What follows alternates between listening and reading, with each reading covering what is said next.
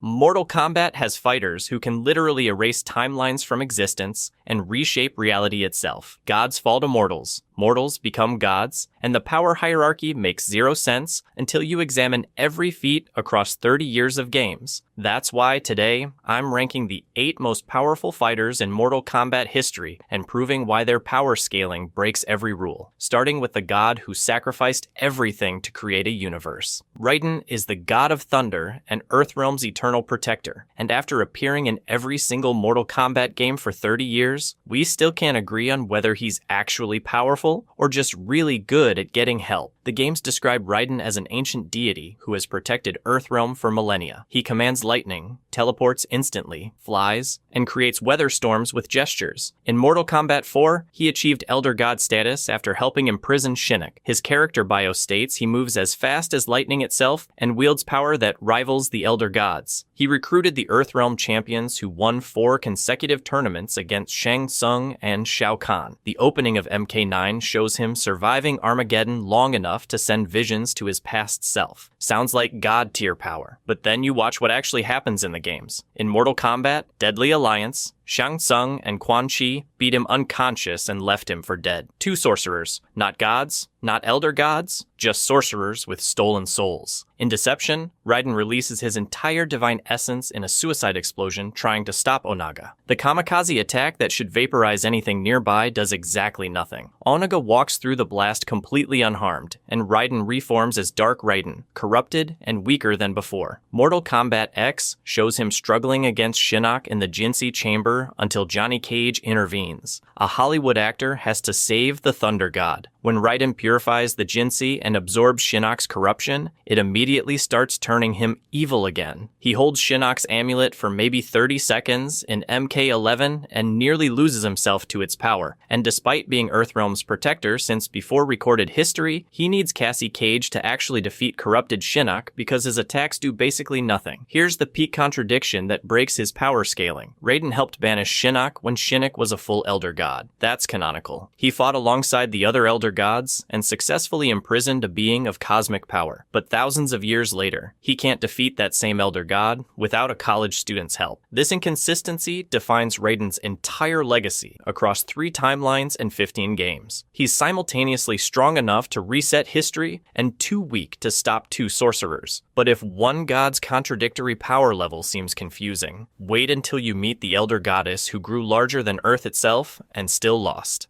Cetrion is the elder goddess of virtue who can grow larger than the planet Earth, and despite that scale of power, she dies serving her mother's scheme without ever using her abilities independently. By force, the lore establishes Cetrion as the elder goddess of life, light, nature, and virtue. She's Kronika's daughter and Shinnok's sister, deliberately designed as his opposite to maintain cosmic balance between light and darkness. Her domain covers all living things, all natural elements, and the very concept of virtue itself. She participated in banishing Shinnok to the Netherrealm when he threatened the other Elder Gods thousands of years ago. In Mortal Kombat 11, she serves as Kronika's enforcer and a story mode boss encounter. Her character select screen describes her as arbiter of the balance between life and death. Standard Elder God backstory. But then the game reveals what she did off-screen. Cetrion betrayed and murdered every other Elder God to serve Kronika's New Era plan. Not defeated them in combat, killed them. The divine beings who govern reality itself were slaughtered by the goddess of virtue because her loyalty to her mother overrode literally everything else. MK11's dialogue confirms the other Elder Gods are dead, and Cetrion is responsible. She then spends the entire story mode as Kronika's muscle, fighting Liu Kang and his champions. Her demonstrated abilities are genuinely terrifying. She commands fire, water, ice, wind, earth, magma, lightning, plants, and light simultaneously. Story mode cutscenes show her summoning volcanoes, creating earthquakes, manipulating weather patterns, and projecting energy beams that vaporize opponents. She can teleport across realms instantly. Her vines are strong enough to restrain gods. She creates living walls of flame and ice barriers in the same combo string. But here's what breaks every established rule about Elder Gods. Her fatality shows her growing to planetary scale. Not metaphorically, literally. She becomes larger than Earth itself, visible from space, and rains down orbital strikes on her opponent. The game explicitly shows her body exceeding the planet's diameter. An Elder Goddess with size-shifting abilities that reach cosmic scales should be unstoppable.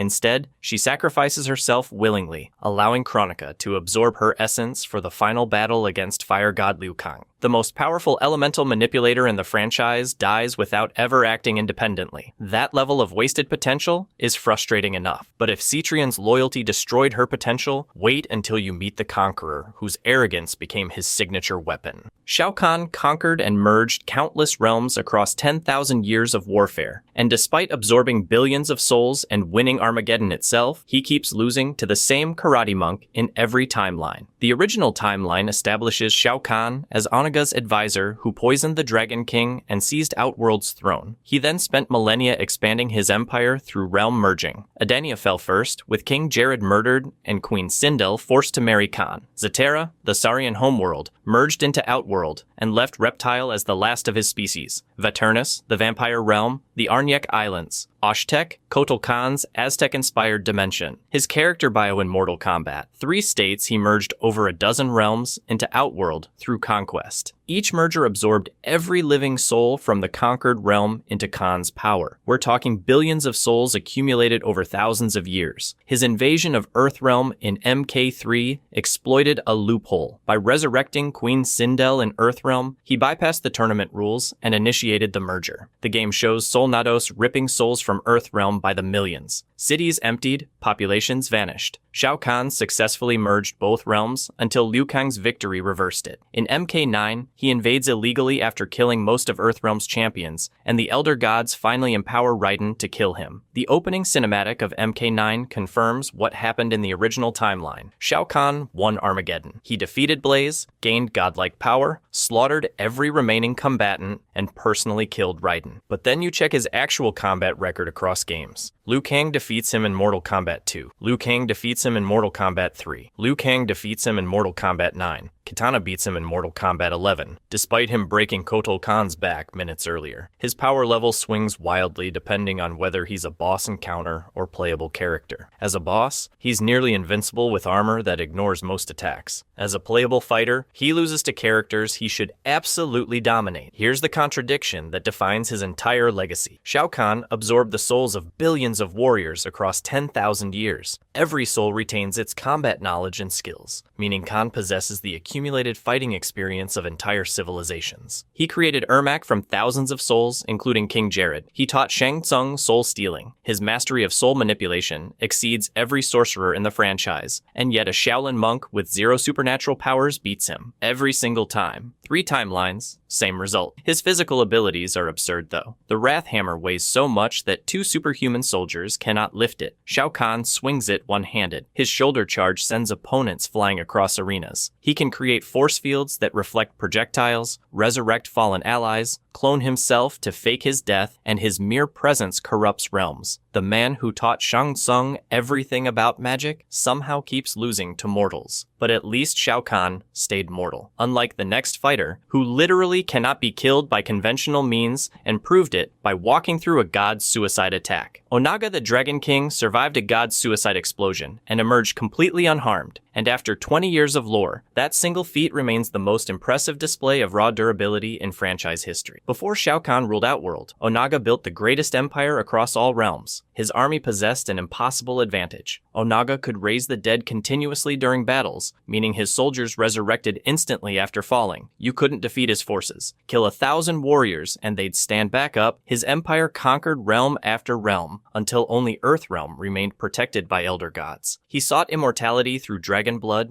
and ordered the last dragon egg preserved. Shao Kahn, serving as his advisor, poisoned him slowly over years before Onaga achieved his goal. The Dragon King died, Kahn seized the throne, and Outworld entered 10,000 years under new management. But Onaga communicated from beyond death. Mortal Kombat. Deception reveals he manipulated the warrior Shujinko for decades as the spirit guide Damashi. Shujinko collected all 6 Kamidogu, the divine relics the Elder Gods used to shatter the one being at creation. The dragon egg hatched, and Onaga's essence possessed Reptile's body, warping it into a massive dragon humanoid. The Kamidogu granted him near invulnerability to all attacks including magic. And then he walked into Shang Tsung's palace, where 3 of the most powerful beings in Outworld waited. The Deadly Alliance plus Raiden attacked simultaneously. Their combined energy blasts pushed Onaga backward as he advanced. That's it, pushed him. Shang Tsung had absorbed countless souls. Quan Chi commanded Netherrealm sorcery. Raiden wielded divine thunder. Their attacks together did nothing. Raiden recognized conventional combat was hopeless, so he released his entire godly essence in a suicide explosion. The Thunder God, who had protected Earthrealm for millennia, chose self-destruction as the only option. The blast vaporized Shang Tsung's palace. The shockwave rippled across Outworld, and Onaga walked out of the explosion completely unharmed. Not injured, not weakened, unharmed. A god killed himself trying to stop one fighter and failed. Raiden reformed afterward as Dark Raiden, corrupted and significantly weaker than before. Onaga continued pursuing the Kamidogu like nothing happened. That durability feat stands alone in the franchise. No other character has tanked a divine suicide attack and walked away. The fact that Shao Kahn poisoned Onaga instead of fighting him directly tells you everything about the Dragon King's power. But if surviving a god's final attack seems impossible, wait until you meet the fallen Elder God, whose corruption nearly ended all existence. Shinnok is a fallen elder god who nearly destroyed Earthrealm and cannot be killed by conventional means. And after 3 timelines of defeats, we still don't know if he's genuinely weaker than other gods or just unlucky. The lore establishes Shinnok as one of the original elder gods who govern reality itself. He desired Earthrealm for himself and created the Amulet of Shinnok to weaken dimensional barriers between realms. His invasion plunged Earth into centuries of darkness and caused near destruction of the planet. Raiden led the defense and the other elder gods intervened, banishing Shinnok to the Netherrealm and stripping his divine status. Immediately upon arrival, Lucifer attacked him. The ruler of the Netherrealm tortured Shinnok for thousands of years, shackling and imprisoning the fallen god. The sorcerer Quan Chi offered freedom in exchange for power. Together, they overthrew Lucifer in a war lasting centuries. Shinnok reshaped the Netherrealm to resemble Earthrealm and founded the Brotherhood of Shadow. Mortal Kombat 11 revealed Shinnok is Kronika's son, designed alongside Cetrion as opposing forces of darkness and light to maintain cosmic balance. His fall might have been her manipulation rather than personal choice, making him victim and villain simultaneously. But then, you examine his actual combat record. Sub-Zero defeats him in Mortal Kombat mythologies. Not a god, not even enhanced, just a Lin Kuei assassin with ice powers. Liu Kang beats him in MK4 after he'd reclaimed his amulet and full power. Johnny Cage punches him in the nuts in MKX. Chapter 1, and somehow that works on an elder god. Cassie Cage defeats his corrupted Shinnok form, despite it being described as bane of all existence. Raiden states explicitly that not even you can kill an elder god, condemning Shinnok's severed head to eternal conscious torture instead of death. So he's immortal enough that gods cannot kill him, but mortals beat him constantly. His corrupted Shinnok transformation in MKX demonstrates his true threat level. After absorbing Earthrealm's Jinsei life force, he becomes a massive demonic creature with fire manipulation, devastating chest beam attacks, and enough power to potentially awaken the one being by merging all realms. That goal would end all existence. The skeletal hands erupting from the ground, the energy blasts that kill lesser beings instantly, the shape-shifting to mimic other fighters. His amulet alone is described as one of the most powerful weapons in the universe, granting portal creation across realms, power amplification, the ability to imprison beings within it, and pure immortality enabling self-resurrection. Here's what breaks his power scaling completely. Shinnok threatened the Elder Gods enough that all of them united to banish him. That's the canonical backstory. His power level was so extreme that the beings who govern reality itself had to work together to stop him. And yet Johnny Cage's genetic green glow counteracts Elder Gods. That's the explanation MKX provides. Special mortals with unique bloodlines can defeat cosmic beings through punching really hard with glowing fists. But if a fallen god's inconsistent defeats seem frustrating, wait until you meet the Titan who reset the entire timeline countless times, seeking perfection. Kronika reset the timeline countless times and exists outside the flow of time itself. And despite being the first Titan revealed in franchise history, she lost to one karate monk with god powers. Mortal Kombat 11 introduced Kronika as the Keeper of Time and Architect of the Destiny of the Universe. She's not an Elder God. She's a Titan, a primordial force of nature that existed before the Elder Gods and sits above them in the cosmic hierarchy. She created both Shinnok and Cetrion as her children, designing them as opposing forces of darkness and light to maintain balance.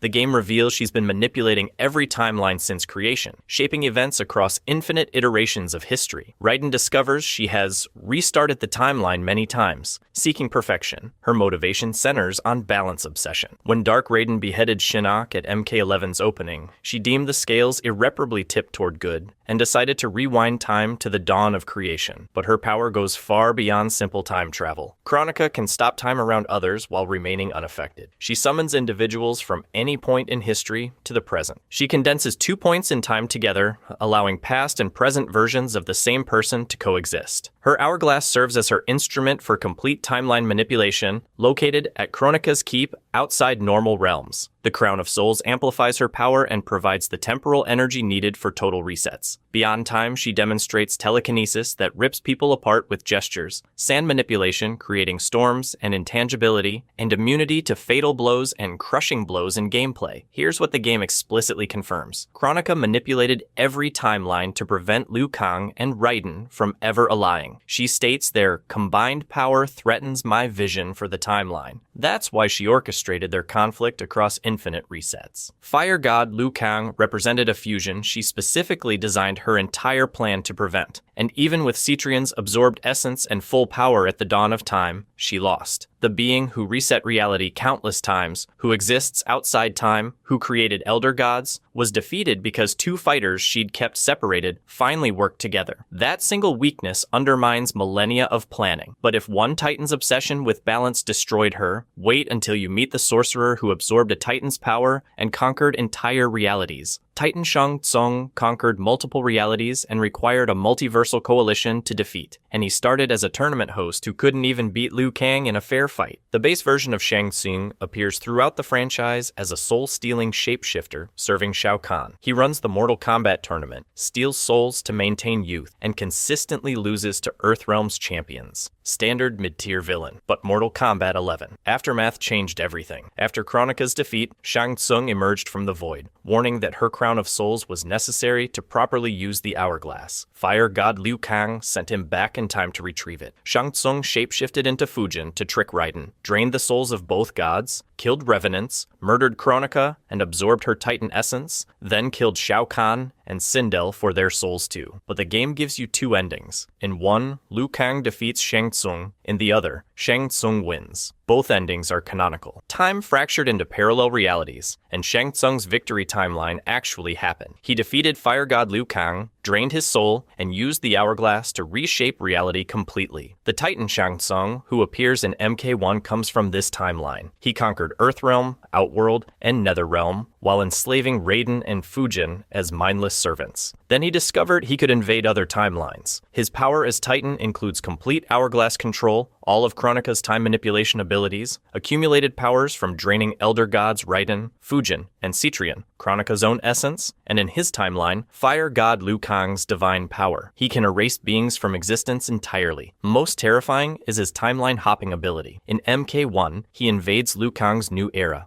Commanding an army from infinite conquered realities, Titan Shao Kahn fights alongside him. Hybrid fighters like Raiden Tanya and Scorpion Kung Lao combinations. Warriors from countless timelines where Shang Tsung won and absorbed their power. Liu Kang needed to recruit Titan Katana, Titan Raiden, and Titan Kung Lao from other realities just to stand a chance. A multiversal coalition of titans and champions fighting together, and Liu Kang had to reclaim his own Titan powers to finally erase Shang Tsung's entire conquered timeline from existence. The only character in 30 years of Mortal Kombat requiring heroes from multiple realities working together to stop him. Community power rankings consistently place Titan Shang Tsung as number 2, behind only one fighter. But if absorbing a Titan and conquering realities seems like the peak of power, wait until you meet the fighter who created an entire timeline from scratch. Fire God Liu Kang created an entire timeline from nothing and erased a Titan from existence. And his journey from tournament champion to literal god proves that in Mortal Kombat, anyone can reach cosmic power. The original timeline shows Liu Kang as a Shaolin monk who won 4 consecutive Mortal Kombat tournaments. He defeated Shang Tsung twice, Shao Kahn twice, and the fallen elder god, Shinnok. His tournament victories saved Earthrealm from conquest repeatedly, until the Deadly Alliance snapped his neck in MK Deadly Alliance. The new timeline saw Raiden accidentally kill Liu Kang with lightning in MK9, transforming him into Quan Chi's Revenant. He ruled the Netherrealm alongside Kitana for years as an undead warrior serving evil. Then Mortal Kombat 11. Chapter 12 changed everything. Kronika's timeline manipulation brought multiple versions of Liu Kang together across time. Raiden recognized Kronika had manipulated them against each other through infinite timelines, and made an unprecedented choice. He merged his entire divine essence with both Revenant and past Liu Kang, creating Fire God Liu Kang, a fusion possessing fire mastery and the Thunder God's lightning. Kronika herself stated this outcome was something I did not foresee, but his abilities go beyond combining two power sets. Fire. God Liu Kang commands dragon-shaped fireballs, mystical flames that turn enemies to glass, massive winged fire dragons, lightning manipulation inherited from Raiden, flight, teleportation, and immunity to time manipulation. Kronika's attempts to rewind or freeze time had no effect on him. As Keeper of Time after her defeat, he gained reality warping abilities, allowing him to create, destroy, and reshape entire timelines at will. His MK1 intro dialogue states plainly he has erased whole timelines from existence. His feats prove the power. He defeated Kronika at the dawn of time, even after Cetrion sacrificed herself to empower her mother. He turned the Titan to glass and shattered her. In MK11, Aftermath's canonical good ending, he defeated Shang Tsung after the sorcerer absorbed Kronika's soul and wore the crown of souls, erasing him from existence entirely. Then, he created the New Era timeline over the course of eons, meticulously crafting the destinies of every being across all realms, not altering an existing timeline, creating a new one from nothing. But here's the contradiction that defines his godhood. Liu Kang deliberately limited himself in the New Era. He gave up his keeper status to Geras. He relinquished his lightning abilities. He made himself vulnerable. When Titan Shang Tsung invaded, Liu Kang had to reclaim his powers to fight back, and doing so cost him his immortality. The game never explains why a god who created reality itself would lose immortality from using his own power. The most powerful fighter in Mortal Kombat history chose weakness over dominance. But these 8 fighters aren't isolated mysteries. Every single one of them connects to something bigger that changes everything we thought we knew about power in Mortal Kombat. If you enjoyed this video and want to see Mortal Kombat's most disturbing horrors explained, click the video on screen now.